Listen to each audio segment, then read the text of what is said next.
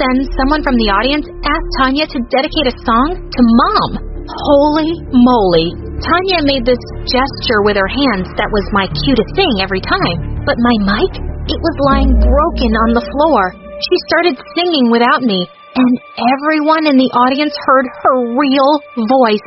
Oh my God! A wave of silence passed through the audience, and Tanya looked at me super mad. The crowd started chanting that she was a fraud who did lip-syncing. They went mad and started climbing onto the stage. The bodyguards immediately took Tanya and my parents away to safety and left me there all by myself. How could they? I ran out of the venue, and I was raging mad. I did so much for them, and they didn't care about me one bit. But when I reached home, I was shocked to see a huge crowd gathered in front of my house. What in the world was happening? Just then, my phone went buzzing like crazy with videos and messages from everyone. Tanya's bullying and lip-syncing videos were going viral, and someone uploaded my video as the real singer, too. Holy Mother of Jesus! I quickly went into the house through the back door, and on seeing me, Tanya viciously threw a vase at me, which I barely missed. Just then, I saw all the singing awards and trophies she was burning in the fireplace. Oh my God! Have you gone crazy? Why would you do that? What were you thinking? Trying to ruin me? What? Are you kidding me? It was an accident. Oh, was it? Or is it because you want some fame for yourself now? Just remember this, you witch. People hear your voice because of my face. Otherwise, no one would ever pay you, even if you sang on the roadside. Who was this monster? You're such a mean, self-absorbed brat, Tanya. I can't believe you'd say that to me when the fact is, you're only a star because of my voice. Without me, you're just a pretty dumb face. Tanya picked up a burning trophy in her hand and charged at me with full force. You took away everything from me. The guy I loved, my reputation at school, and now my fame too. I'm gonna kill you. Thankfully, Mom and Dad came in and stopped her just in time. Stop this madness right now. I can't believe we were so blinded by your beauty and fame that we never realized what a monster you were turning into. Dad took the burning trophy from her hand and threw it away. Anna, we're so sorry. We've never truly appreciated you for everything you've done for us. You're the daughter that every parent would be proud of. Please, forgive us. Oh, Mom, Dad, you people are just morons. And I'm not letting go of my fame so easily. Watch this. I'm gonna walk out, and everyone is still gonna love me. Tanya opened the front door and walked out, and all the media surrounded her. So, is it true you can't sing? And that creepy frog voice we heard? Was it your real voice? And who's the real singer? Is she your sister? We want to say her. You're just fake trash. Just then, a bunch of anti-fans started throwing eggs and rotten tomatoes at her. She was screaming like crazy and pushing through the crowd to get to her car. And, well, I was enjoying it. She was totally getting what she deserved. I thought I'd get a better view from my room, so I went up and found Brandon there. I immediately hugged him. Whoa, the truth's all out now. And I can't believe I'm dating the real star. I'm excited for your famous life now. No, Brandon. I just want a peaceful life. And if you're with me to enjoy some kind of popularity, you got the wrong girl. No, babe. I don't care about what you choose, just as long as I can be with you, always. Hey, I'm Patricia, and recently we had Spirit Week at our high school, which means we had to dress up to a certain theme like Pajama Day or Nerd Day. But I didn't participate. Why? I was just too lazy. But my English teacher, Mr. Snape, who had always hated me, said, "Oh, Patricia, why don't you participate in Spirit Week? You're ruining the fun." Why was he picking on me again? I responded, "Don't annoy me." To which he responded, "I see you're too scared to put on a costume and express yourself." What? Scared? Me? No. I just didn't like wearing costumes. But fine. I was willing to prove him wrong. I went to the shop where they sold very revealing costumes and cosplays. I chose a pirate costume, and it was so short it was almost like a bikini. The next day, we had our English exam with Mr. Snape. It was perfect. I came 5 minutes too late, like always. But when Mr. Snape saw me, he said, "What the hell?" I said, "Ugh, cadet, step aside." He responded, "Get out of my classroom. You're dressed like a whore." I responded, "You said I was too scared to express myself, so here's my response." He told me again, "Get out." And I responded, "Nope." Then he said, "Fine, you are suspended for the rest of the week." And I responded, "Sounds great. Then I don't have to come to your boring classes anymore." I acted cool, but actually I was shocked. I just wanted to provoke my teacher a bit. But now I was suspended, and I didn't even know what that meant. I ended up calling up my dad and told him what Mr. Snape had done to me. My father always has a hot temper, so he got angry and said he'd come over right now. I thought he would support me, but when he saw me, he freaked out and screamed, "What are you wearing?" I said, "It's Spirit Week, calm down." But my father said, "You look like you were working for a pimp. That's not how my daughter walks around. I'm glad they suspended you. Now you can't embarrass yourself anymore." "Thanks, Dad." And to make things worse, I had to make up the English exam I had missed, and Mr. Snape put much harder questions on that exam, so I failed it terribly and got an F. That was a big problem, because it meant I'd have to repeat the year. But I went to my principal and told him how Mr. Snape had put harder questions on my made-up exam. He said, "Yeah, this isn't the first time he's done that." And then he said, "You'll get one more chance." But this time, I studied a lot, and somehow managed to get a C- on my exam.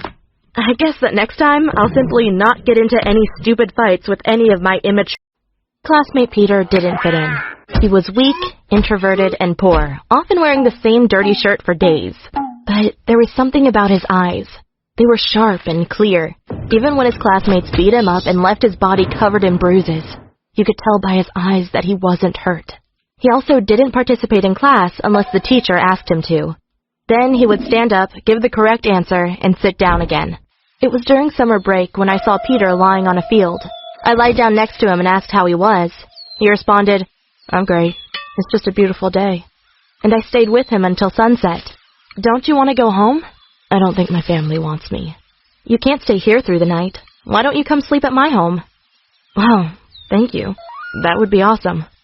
I brought him home, but my mom wasn't happy. She said, "Why did you bring this bum here? Look how dirty he is." Well, I made Peter take a shower, and then I gave him my blanket so he could sleep on my floor. But by the next morning, he was already gone. I didn't see him again until school started, and right during the first break, the other boys wanted to beat him up. But I went in between and told them to stop. "Leave him alone. He might be different, but that doesn't allow you to hurt him."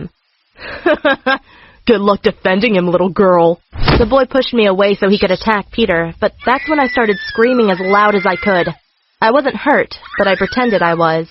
When a teacher arrived, I said, "He smashed my head on the ground." "She's lying. Don't believe her." "Seems like we have to call your parents into school again." "But I didn't do anything." "So you want to tell me that this poor girl is lying?" The teacher took the boy by his ear and dragged him away. "Peter's to tell me that this poor girl is lying?" The teacher took the boy by his ear and dragged him away. Peter said, "Thank you, but I don't mind if they beat me up." Don't act silly. You need some friends to defend you. By the way, you want to come pick strawberries with me in the afternoon? I would love to do that. Well, after we had filled 2 baskets of strawberries, we sat down under a tree. It was the first time I realized that Peter was actually quite handsome. I said, "Why are you so different?" And he responded, "I don't know." But I liked how he was different, so I cuddled myself against his shoulder. I felt comfortable with him because I knew he didn't judge me. And when it got dark, I asked, "Can I give you a kiss?" He nodded, and for a few seconds, I felt complete. Afterward, we became best friends, often walking through the fields and talking about our futures. I was surprised when one day he told me he wanted to move to the big city.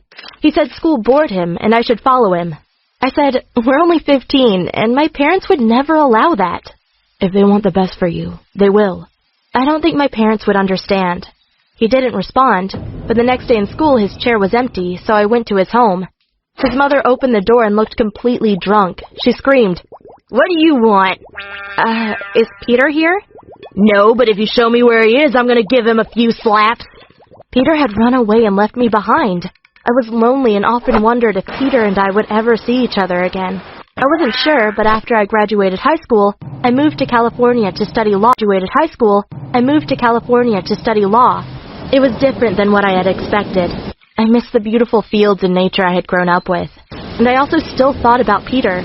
We had only been together for 6 months when we were 15, but he was the only guy I'd ever loved. Of course, I had other guys interested in me in college, but I found them shallow and boring. But to stop feeling lonely, I started dating Michael. He was extremely ambitious and worked all day, which meant I didn't have to talk to him much. We had been together for 2 years when Peter called me on my phone.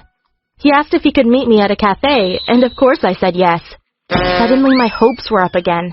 Maybe we could get back together and be as happy as we were in high school. When I first saw him, it felt so right. I fell into his arms and hugged him for minutes. Of course he was, as always, blunt and not interested in small talk. We sat down and he explained why he'd come to visit me. He said, "I wanted to thank you for how you protected me back in school. Growing up, I had no one who loved or cared about me, except you. Therefore, I brought you a gift." He handed me a check that read $300,000. I said, "No, I don't want your money. I want to know how you are and what you're doing." "Well, I'm mostly working and I'm good at it. Money doesn't mean much for me, so I brought you the check hoping it would make your life a bit easier." "Are you happy?" I asked, and he looked away saying, "I'm fine." "Do you have a girlfriend?" "No, I don't." For a moment, I was the happiest girl in the world. I was sure he had come to get back with me, but why wasn't he asking me out? Maybe he was too shy, so I said, "Do you still like me?" "Of course." "And have you ever thought about us two getting back together?" "I have thought about it, but I know it wouldn't work out." My heart crumbled and I asked, "Why not?" "You know I love you, and you know I would do anything for you, but I need a girl who is as smart as me and understands me. If I was with you, I would always feel lonely and only drag you down." You can imagine how much his words hurt, even though he didn't mean it in a bad way. He was just as blunt as always. I said, "Well, I want you to be happy too," but I couldn't hold back my tears. "Don't cry. You'll find a guy that makes you happy."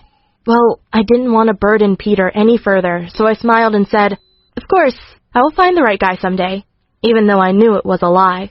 At the end, he said, "Just take the check." Then he stood up and left. Today, I'm still with Michael. He recently started talking about getting kids. He doesn't seem to notice how unhappy I am with him. Don't get me wrong, he's a great guy who treats me well, so I will give my best to make him happy. I tried to call him, but he wasn't answering my calls. I used to see him everywhere, but now I couldn't find him anywhere. Oh, the irony. A few days later, Carson and I had an interview for our upcoming movie, and he was trying to hold my hand, but it felt really weird. Carson must have felt my sadness, and when we were asked if we were really dating, he said something really unexpected. Amanda and I are just friends. I really like her, and we tried it, but she likes someone else. Suddenly, I felt brave. Yes, it's true. And to that person, I just want to say, you know who you are, and I really miss you. Wherever you are, please see me tonight. I'll be waiting for you at my favorite park. Everyone gasped at my revelation. Even I was surprised at my public announcement, but I had to follow my heart. Alice told me that my interview created a huge buzz online, and I was being appreciated for my honesty. And they couldn't wait to see my movie. You did the right thing, girl. Now go get him. I was so nervous as I waited for him at the park later that night, but even after hours, there was no sign of him. I'd almost given up when suddenly I saw him walking in the distance, and my heart leapt. I ran up to him and punched him in the stomach. I hate you. Do you know that? I'm sorry. Stop being cute and start explaining why you suddenly left. I just thought you liked Carson, so that's why I quit. It's you who I like, silly boy. But what can I do? You're not capable of loving anyone anyway. I lied. That's not my weakness. Then what is it? It's you, Amanda.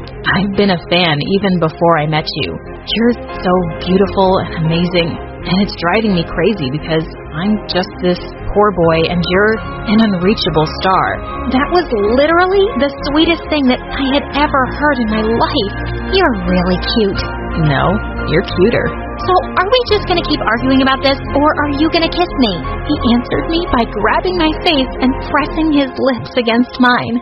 Finally, I got a kissing scene, and it was magical.